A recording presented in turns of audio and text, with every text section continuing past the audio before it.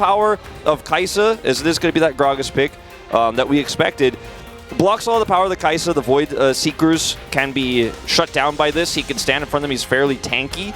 He also has the ability to stop hard engage and play defensively with his pick that like Keria did not against the Rel comp in that Nongshim series. Read from him, he's in position.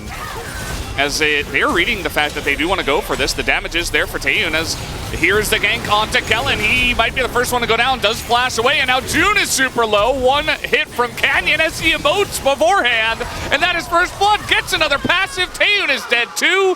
Doesn't even elect to flash out of that one. As one hook could do it, Young Jae's caught, and that's 3 kills in the bottom lane. Disaster for Kwangdong Freecs. Be able to push away this wave.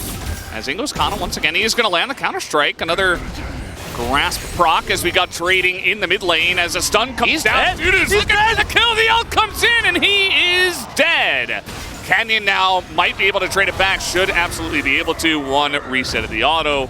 And down goes Dudu, who will be able to push the disaster at the moment. This is probably a kill on Kana. He has flash. Let's see, he does ult in. He gets that stun down, but very nicely spaced by Young Jae. Is not going to get hit by the counter-strike as Dudu nearly dies to the turret, getting a little blocked. Bay. And slowing down that side lane win condition here for Dplus is the way that you're going to be able to buy time for Taeyun here. So I do like this commitment to the top. Really be interacting with too many champions. He's going to be hitting turrets as June.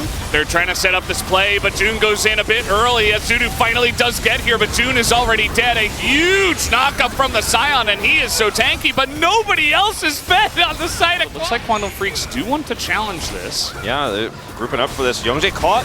Yep, 100-0, and down he goes. That is the power of Nautilus, especially when you're very tanky with that extra angle. In this situation, he has teleport, and he's walking over now on a flank. Canyon is so fed, though, and he's going to find another person. Bulldog in the front line, and the counter-engage does come in, but again, there's just no damage. As in goes Taeyun. He tries to find an angle, as Youngjae getting in there, getting some resets, but he does get rooted down, and Showmaker is still here. You can take out Deft, but they still have an 80 carry. The quote from Chronicler earlier this season is like, he's having an off one or he's getting... So everything went correctly for Kwangdong Freecs, and still they kind of got clobbered in the fight and lost the Infernal Drink. So that's our current state of the game. Oodles and boodles of Baron damage with He's going to teleport in, and they're going to look for this fight. Can they catch Depth somehow?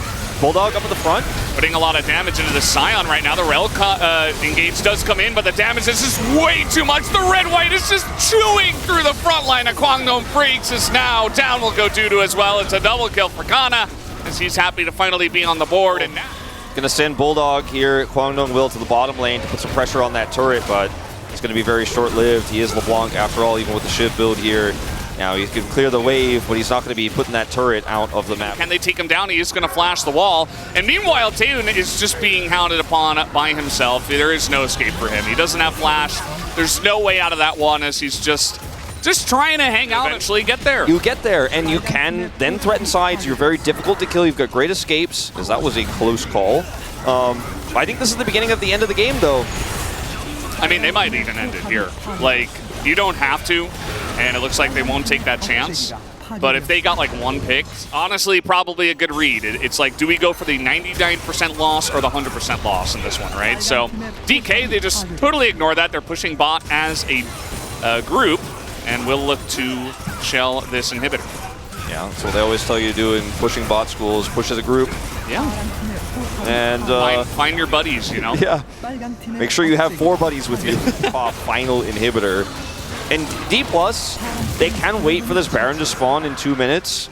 Or now, but if you get caught like that, Dplus, there's just no losing this, right? I like how Dplus did their due diligence, pushed division deep, threatened with the blast cone engage. And maybe we'll see more teams begin to pick, you know, range supports and really try to punish the Kai'Sa as things come along, even though, of course, it came down to the engage. As here we go, the Rel goes in. They do have a very nice hard engage. They take out Canyon, and there goes the Kai'Sa. The W's gonna miss. Taeyun is in the back line, but Showmaker's still incredibly fed. It's not the cleanest fight we've ever seen, but it is still a Dplus Kia winning fight at this point as they are shelling the turrets. The zombie Scion's getting in there, but Showmaker doesn't care at all. Push it down, TP in mid, and it looks like what may have been a slight reprieve here for Kwangdong Freecs is still just going to fall all apart. Oh boy.